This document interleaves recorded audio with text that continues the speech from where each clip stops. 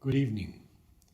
Today is the 15th day of November 2015, and we continue with our explorations in Savitri, coming close to finishing now the first book. We are on Book 1, Canto 5. And as always, I begin with a few lines from Mother's talks about Savitri. And these two sentences for me sum up everything. He has crammed the whole universe in a single book. It is a marvelous work, magnificent, and of an incomparable perfection. You know, before writing Savitri, Sri Aurobindo said to me, I am impelled to launch on a new adventure. I was hesitant in the beginning, but now I decided. Still, I do not know how far I shall succeed. I pray for help. And you know what it was?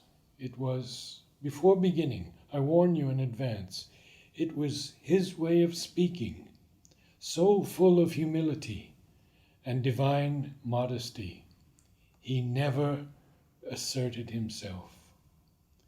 On the day he actually began it, he told me, I have launched myself in a rudderless boat upon the vastness of the infinite.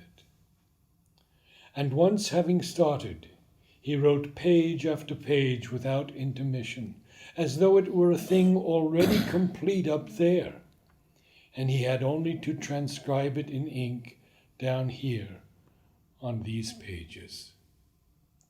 And so tonight,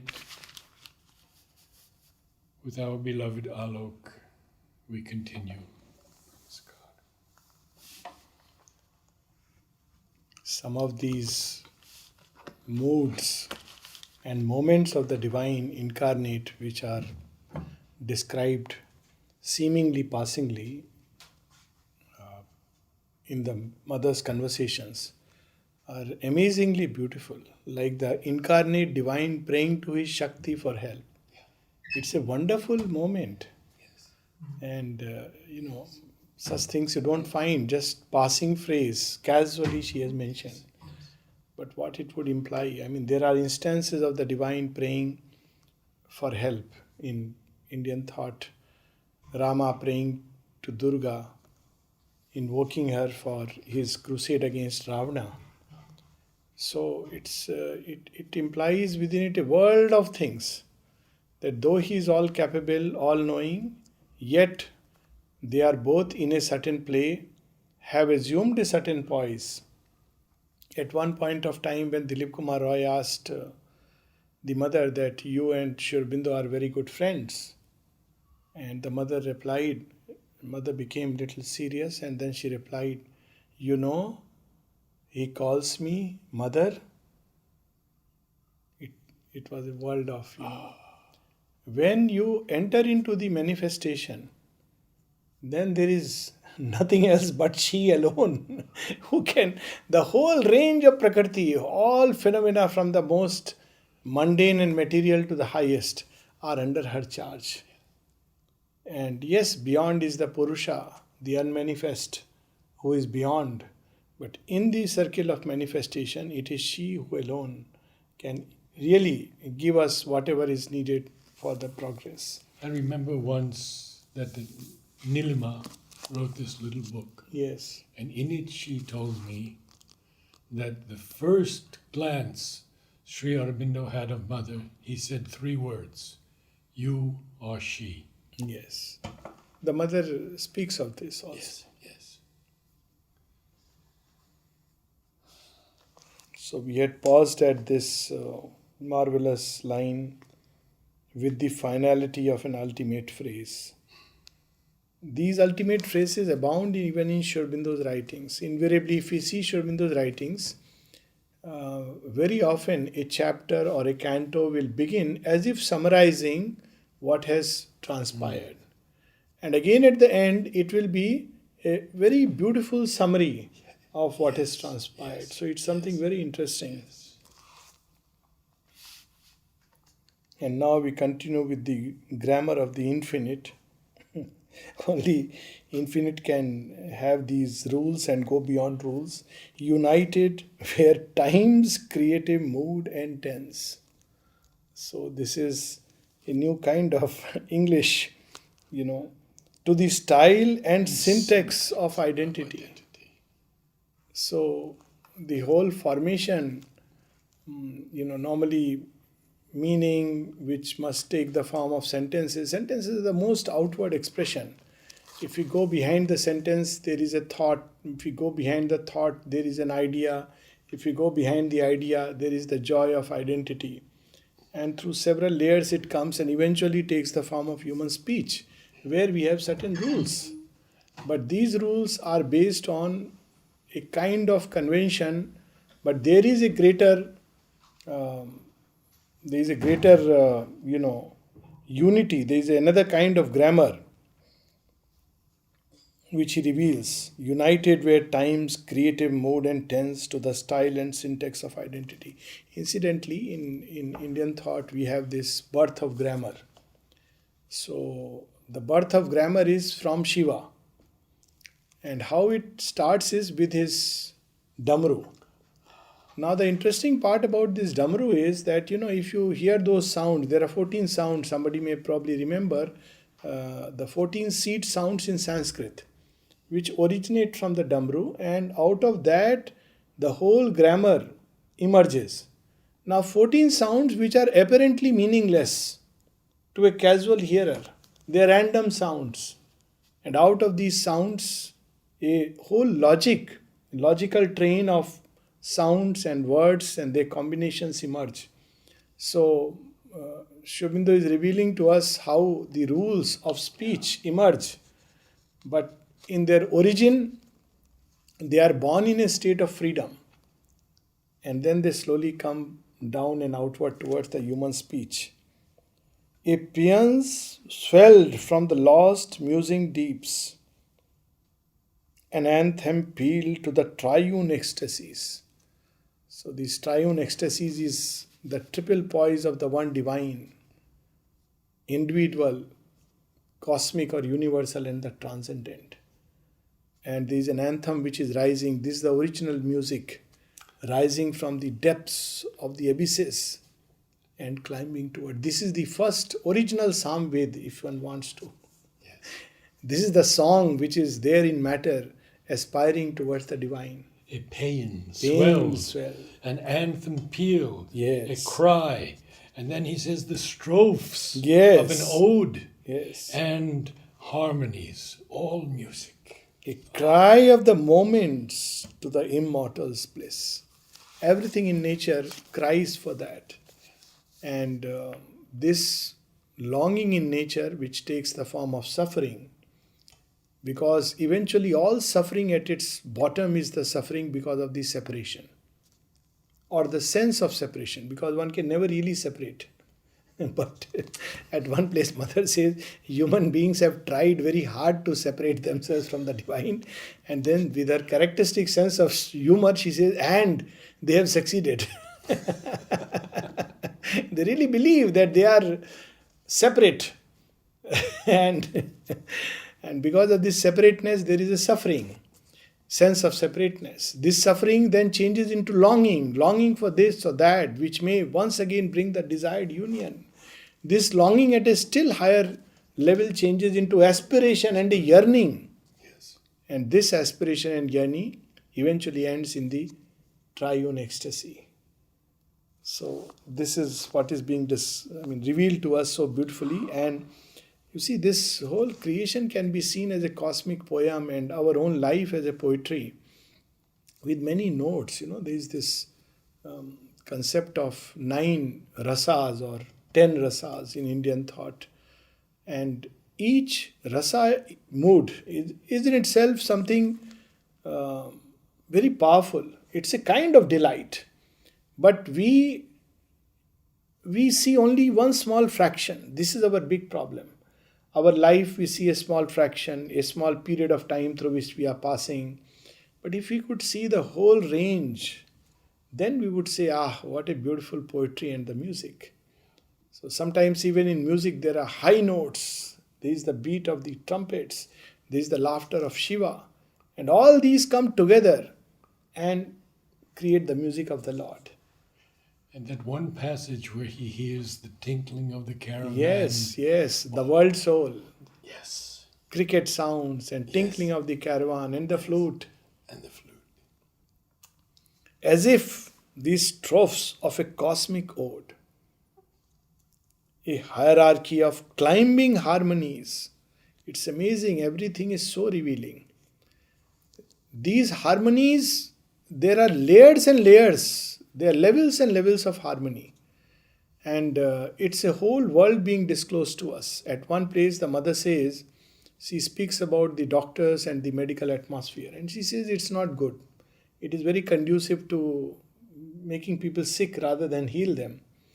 So the disciple says, but mother, she's talking about a person X that, oh, she has gone there, but I don't like hospitals. Mother says that, I don't like hospitals, but she has chosen to go there. So the disciple says, but mother, she is doing well. And mother replies, yes, because she is very much in harmony with that atmosphere. So, at every layer there is a kind of harmony.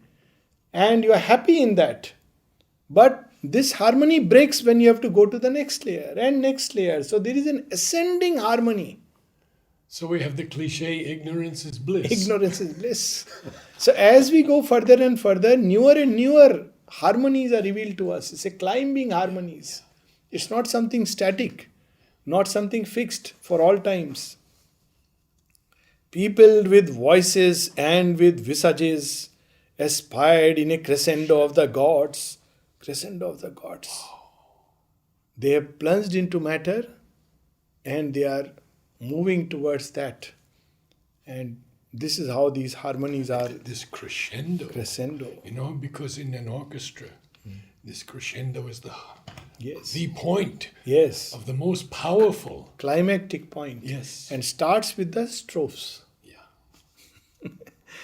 And then it builds towards a crescendo. So we have to, also, that's why at one place, Mother says, wait to see the last act in the drama of God. It is not yet over. So all our conclusions based on just one scene or even half a scene or less than that of a brief life.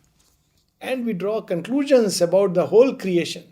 Life is a meaningless tale told by an idiot. Well, if I see a small half a sentence of a huge book, I would feel the same thing. But when there is a cosmic vision and a cosmic sentiment, then we see, what a beautiful poem this is. From matter's abysses to the spirit speaks. Above where the immortal's changeless seats, white chambers of dalliance with eternity. Casual meetings. Dalliance. What a word. Dally. Another place he uses the word loiters. Yes. So beautiful these words are. We think of, very seriously one is in front of God and, kneels and says, how can you have here, dalliance? dalliance with eternity. But that's what she taught here. All these children, now they say, at that point, we could never imagine. The mother would call us into her room and we would play Ringa Ringa Roses with her. Can we imagine? Yeah.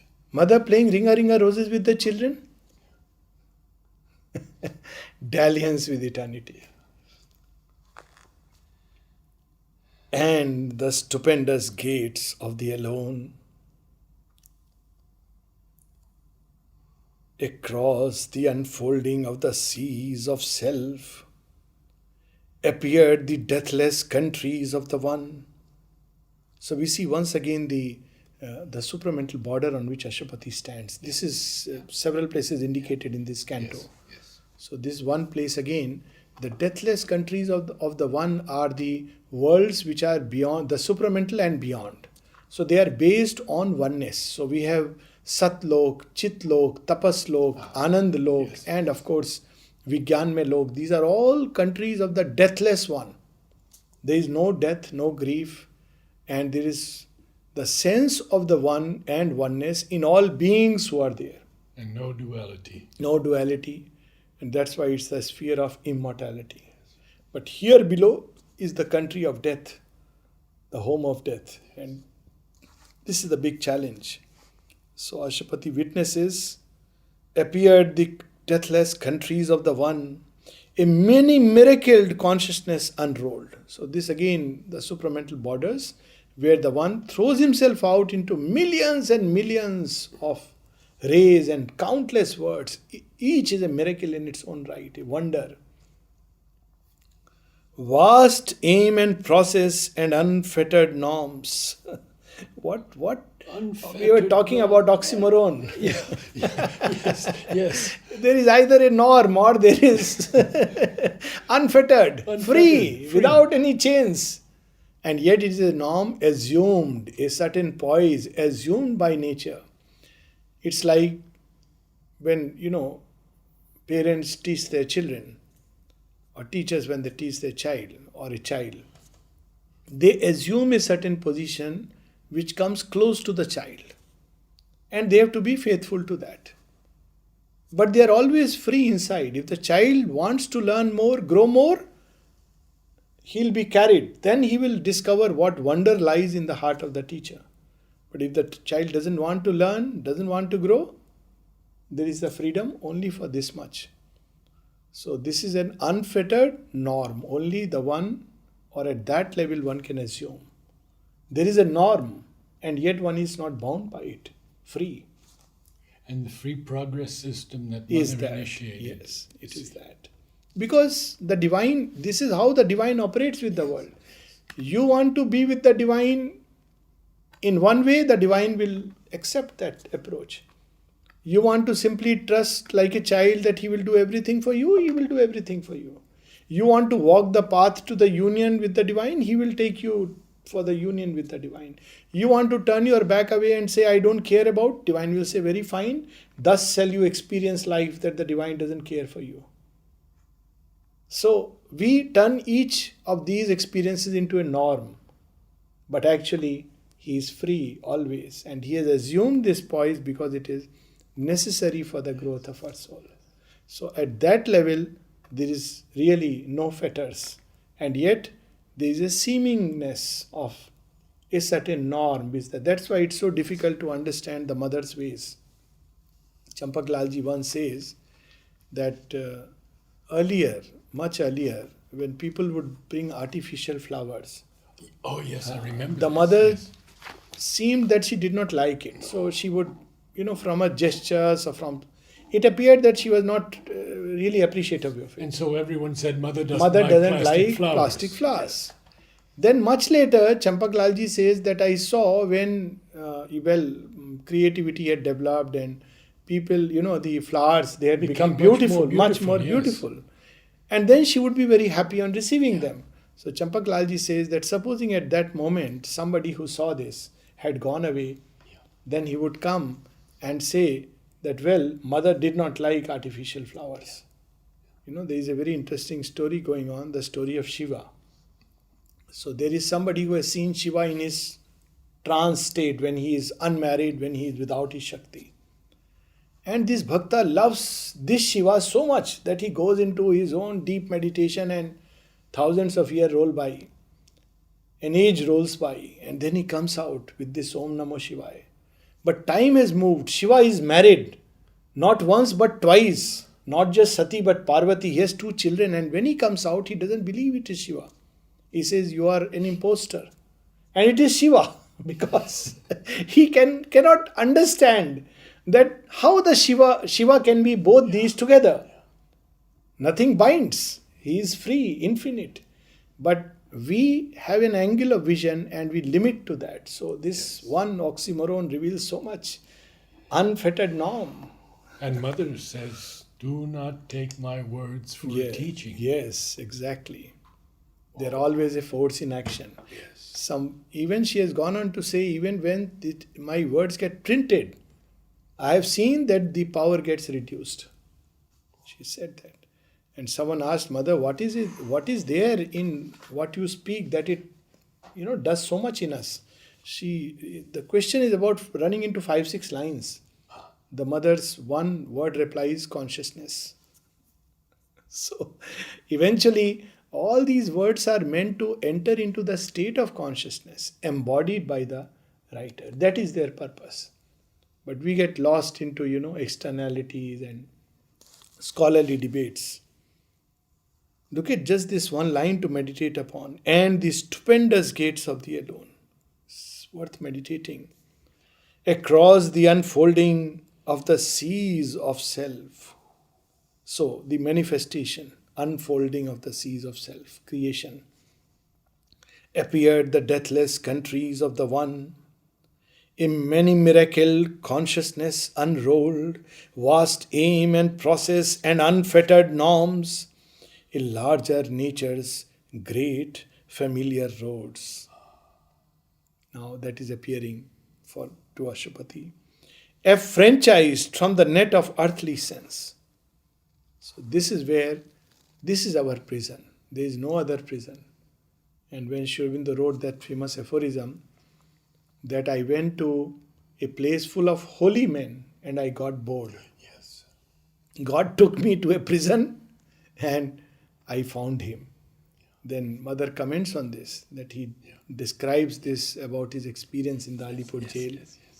That how even in prison he was experiencing the One everywhere.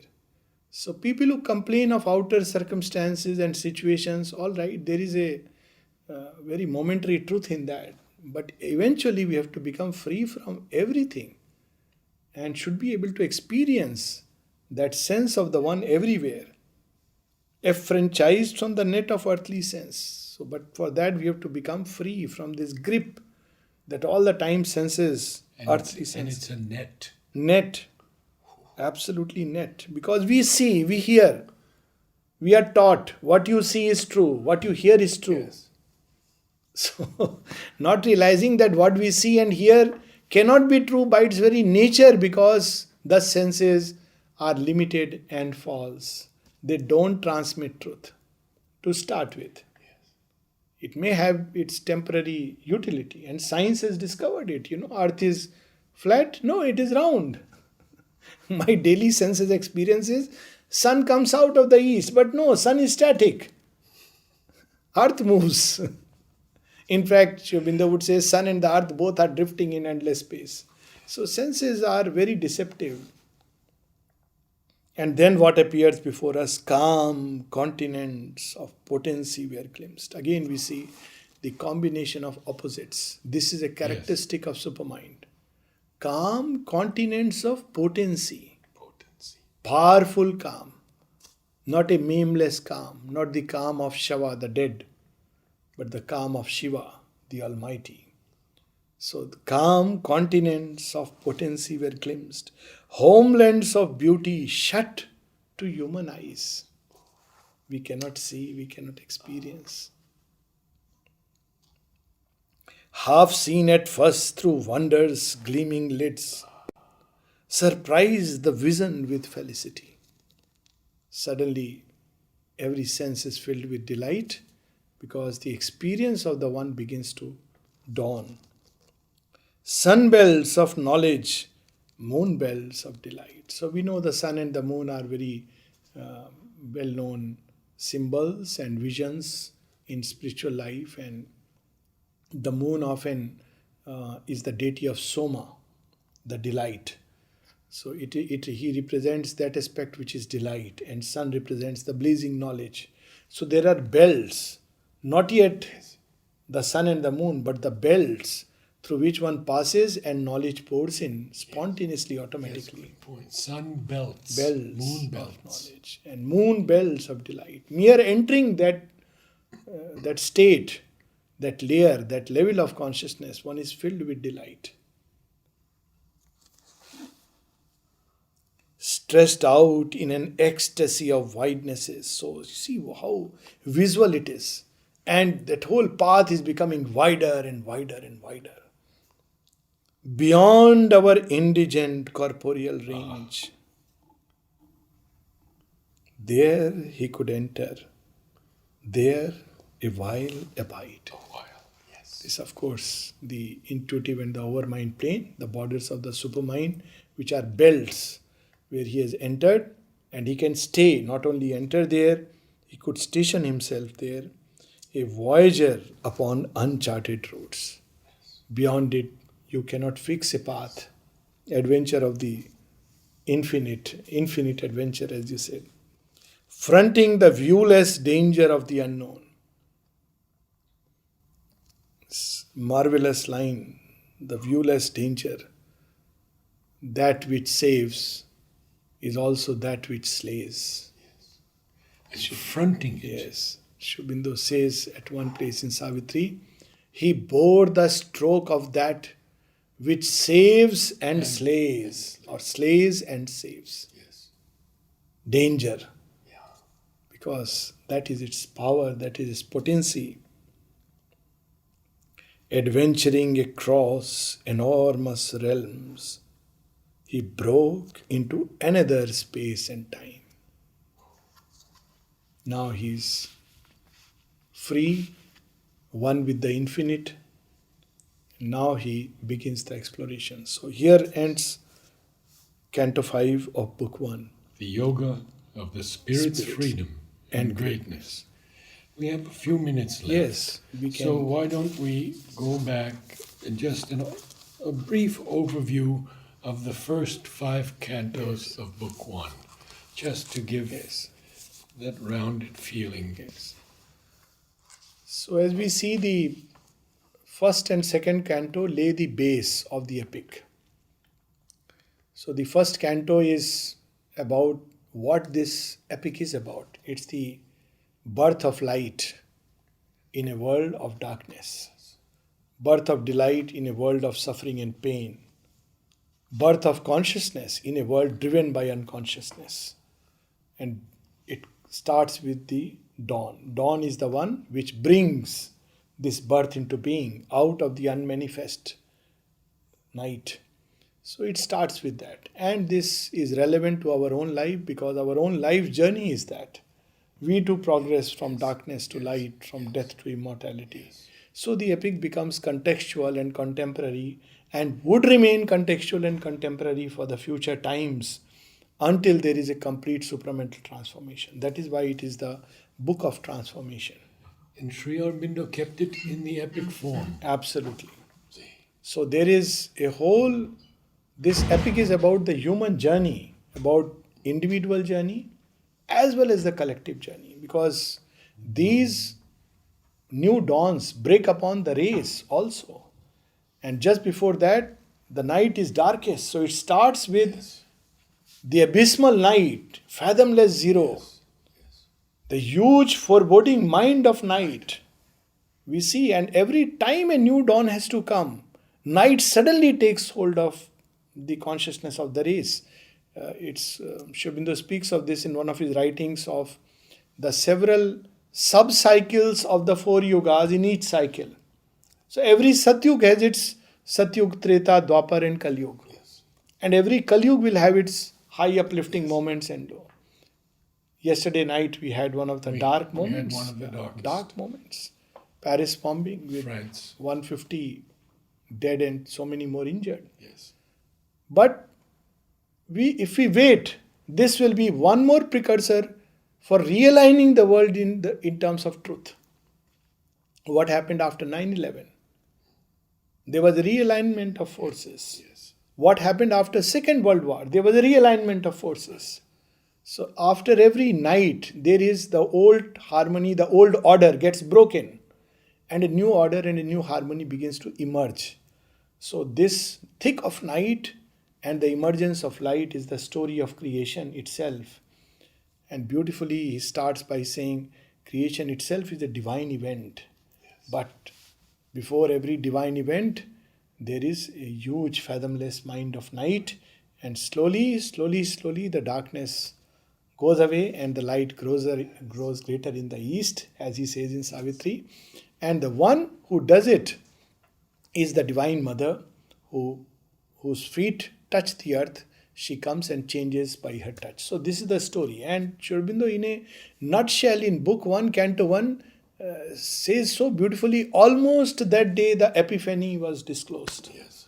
So all the truth that is going to happen, actually every day it is disclosed to our eyes. Whoever doubts that any darkness will not have an end, every day we experience it ends. Nature comes and tells us. And our thoughts and hopes are the signal flares. Signal Beautiful. flares. Good morning, wake up. Yep. Here is another day. Darkness is slain. Yes. So it's, we have to look at that.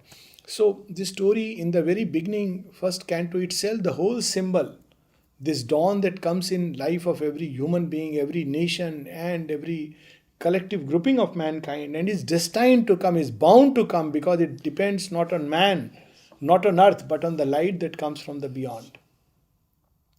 Morning does not wait for our prayers. It comes regardless of it. The only thing is, man may choose to continue sleeping or wake up his eyes and collaborate. This is all that is given. Morning will come. It's the sun who will bring the morning. So all that we find in Book 1, Canto 1, and why it has to go back.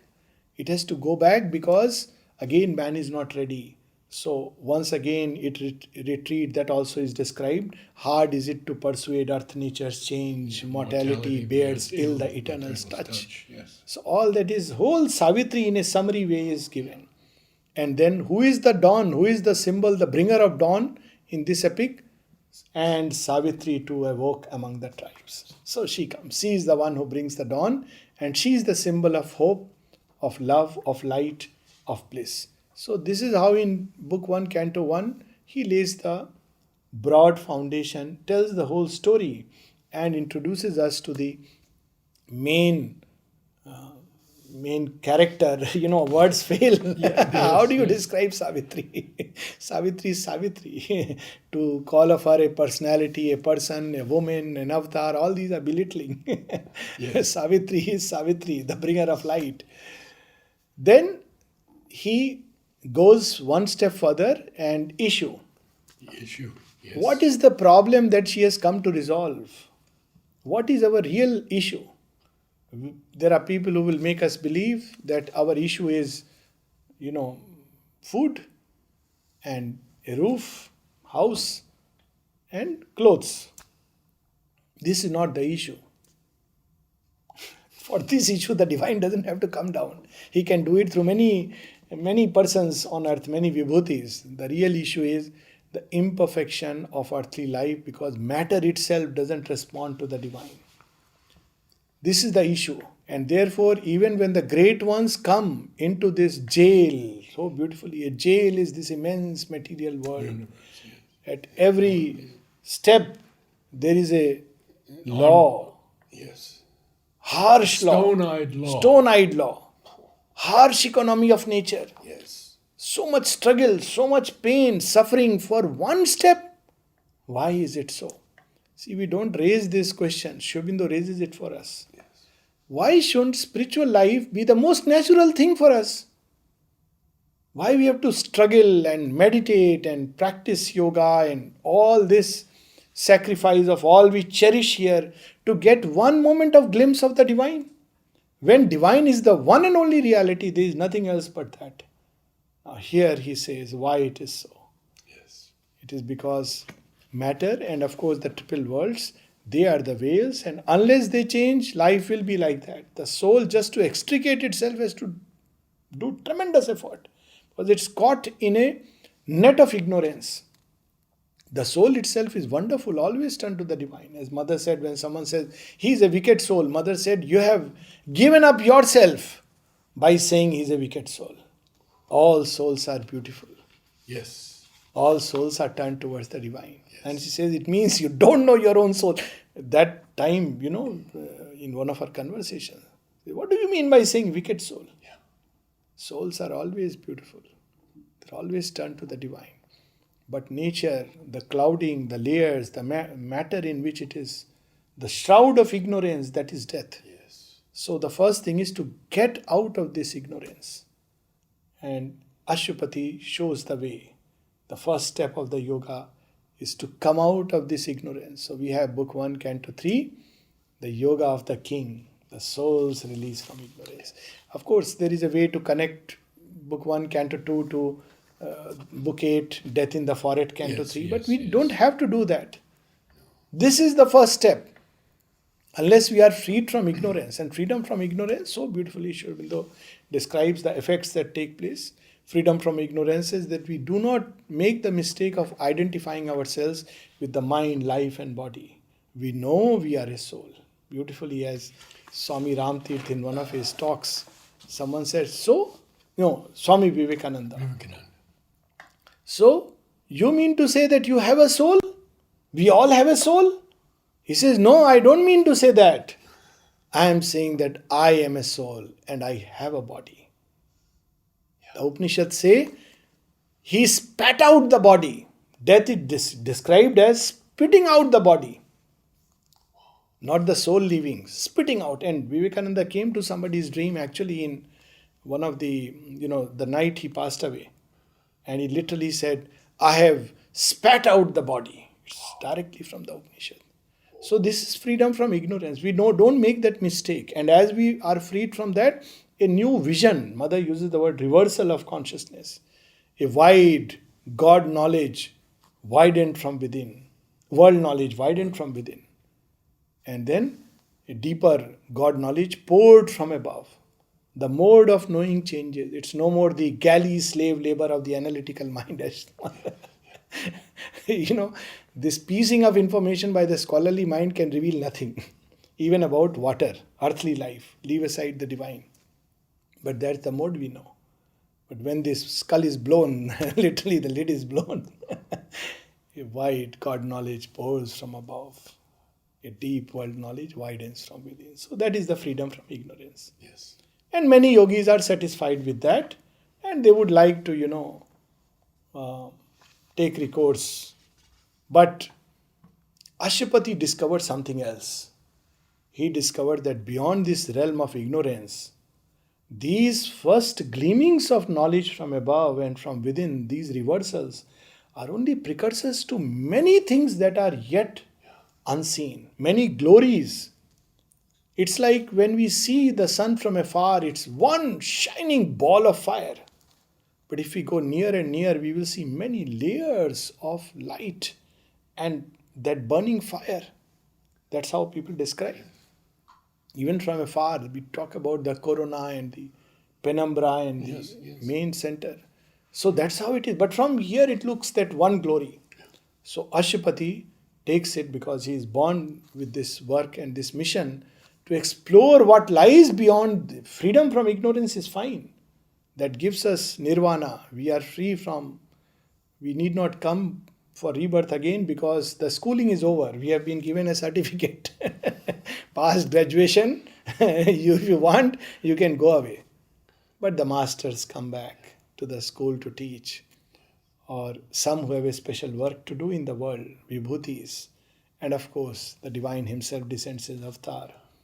Great lines can join after the soul is freed. All that is described now in the secret knowledge. What are these possibilities? What he discovered? What is possible to discover? Ashupati has discovered that there is the secret one and this whole creation is his play. The two who are one are the might and right in everything. All here that seems to be its lonely self are figures of the soul transcendent one. How beautiful. Our light and darkness Are their souls interchange? Their eyes interchange. Their eyes Our interchange. knowledge and ignorance are their eyes interchange. interchange. What we call as knowledge, what we call as ignorance, is both a play of the divine. Yes. We see these verses, some of them in the Upanishad, about that kind of a self. And what are the signs of this self-knowledge? This secret into which we enter. So all this is beautifully described in the secret knowledge. Above all, the goal of the journeyings of the mysteried years. Where do we go? Where is this caravan going? Is it just a meaningless journey ending in a blank port of nirvana? Or to discover a new mind and body in the city of God. And that section that begins with "This is the sailor World, on the world, flow of time" yes, the world is sailor. the greatest for me, Yes, unbroken absolutely. vision. This is the sailor, world sailor on the flow of time. So, in this secret knowledge is the base. This is the Vedanta of Sri Aurobindo. And this Vedanta comes several places in secret knowledge. This is a different Vedanta from what we have heard or accustomed to. Yes. Look at these lines. One who has shaped this world is ever its Lord. Yes. Our errors are his steps upon the way. He works through the fierce vicissitudes of our lives. He works through the hard breath of battle and toil. He works through our sins, our sorrows, and our tears. This is Vedanta. His knowledge Overrules our nescience. nescience. Whatever the appearance, we must bear. Yes. When nothing we can do but drift and bail, a mighty guidance leads us still through all. This is Vedanta of Vedanta. Not that there is that and this is Yes. Maya, illusion. There is nothing else but that. And then this aspect of Vedanta, which brings in, reconciles the avatarhood. See, in traditional Vedanta, they can't believe in avatarhood because how can the infinite limit himself? But look at Sri Aurobindo's lines. Alive in a dead rotating universe, we whirl not here upon a casual globe, a divine intervention thrones above. Yes. It enters, it again and again comes, and eventually it is the one who will conquer the resisting world, and beauty conquer the resisting world. When darkness deepens, thus shall the mass transcendent mount his throne. When darkness deepens, strangling the earth's breast, and man's corporeal mind is the only lamp, as a thief's in the night shall be the covert tread. So this whole secret knowledge, this is the base. If somebody wants to know what are Sri Aurobindo's views on Vedanta, no. Rather we should say what Sri Aurobindo reveals is Vedanta, most perfect Vedanta. And that is in secret knowledge. It literally means Vedanta. The knowledge which cannot come by senses and mind is the secret knowledge. And Ashwapati can have access to it because he is freed from ignorance, so he can arrive at this knowledge. Having arrived at this knowledge, fundamental knowledge, now he explores the kingdoms, glories, he glimpses them. And he discovers, there is so much waiting in the unmanifest. We just read. Waiting to be born. Waiting for its hour. The many miracled consciousness. Such glory, such sunbelts of knowledge, moonbelts of delight, waiting to pour upon earth. And then, of course, he makes the last great sacrifice. Or the first. Sri Aurobindo's whole life can be seen as a series of renunciation, external and internal. He renounces his coveted ICS. In fact, starts before that. Renounces the comfort of his home to live in the UK under harsh conditions. Yes. Any lesser soul would have said, I can't stay, because they had really tough time. A penny or two a day. And he describes all that was available was a cup of tea and sausage or something which they had to have. And Sri Aurobindo doesn't speak even once bitterly about his father. Manmohan speaks in his letters, but Sri Aurobindo never. And during that time he talks about Light, that poem written at 11, and Harmony of Virtue at 18. Amazing. Then he renounces the coveted ICS. After all this education, Yes. he renounces because he must know India, the Indian people. Joins the estate of Baroda. And then he renounces a luxurious job. Yes. Where he was getting up to 750 rupees a month during that time. Yes. And the secretary to Maharaja Baroda, it means something. Imagine a high secretary in the government of India. They go crazy in the Prime Minister's office. And he is at that point of time to the Maharaja. And he renounces for the sake of the freedom struggle. Which he then renounces. Which he then again renounces after having prepared all the lines. Yeah. he renounces for a greater work. He renounces all the experiences he had before coming to Pondicherry. He says in a letter to Barin, all that were preparations. Who can say that seeing Vasudevam Sarvamiti and the stillness of Nirvana is a preparation? And then he renounces all that to lodge himself in a cave of tapasya called Pondicherry. And then he renounces the supramental realization in his own body for the sake of hastening the collective work. And that we see in book 2, it starts. He stands on the doors and he plunges himself back to matter. Of course, he is armed now with the deathless light because he has conquered it. He is armed with the fiat of the infinite. With that he discovers, explores. That of course is revealed. And then he renounces everything. All that he has achieved, struggled, rightfully acquired for the sake of hastening the collective descent. And God's martyred body, lo, it is finished, the dread mysterious sacrifice of God's martyred body in the world. And all that he has received, achieved, passes on into the mother's body. Where else can we find an example of renunciation? I mean, really tears come to eyes. People talk of renunciation, walking away from home, leaving your clothes and living in Himalayas. It's a very comfortable life, much better than living in Delhi and Bombay. And what with devotees who will make sure that you have dry fruits. And after a while, your body gets used to it. But this is renunciation of renunciation. Someone should write Sri Aurobindo the Great Renunciate. This is his Siva aspect. Even as he has the Krishna aspect. Taking the collective march of mankind, whether it be the freedom struggle of India or the Great World War, everywhere he has taken, or in the ashram, where we have a representative collectivity, carries everyone together. So this is the base in the first book of Sri Aurobindo's own yoga, his own experiences. And after this he will launch into a journey, as he has said, a different kind of a journey, no more for himself, but to prepare earth, for which he must first see this entire creation, but from another light, another consciousness, and then break further beyond into the supramental and bring down the grace of the Divine Mother in book 3. Then his yoga at one level is over, and the Mother is in the forefront, and he steps behind.